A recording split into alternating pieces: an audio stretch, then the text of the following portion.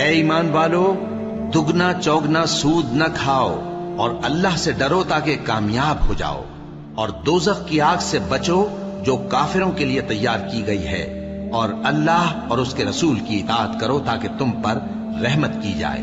और अपने परवरदिगार की बख्शिश और उस बहिश्त की तरफ लपको जिसका अर्ज आसमान और जमीन के बराबर है, और जो परहेजगारों के लिए तैयार की गई है, जो आसूदगी और तंगी में अपना माल अल्लाह की राह में खर्च करते हैं और गुस्से को रोकते और लोगों के कसूर मुआफ करते हैं। और अल्लाह नेकूकारों को दोस्त रखता है।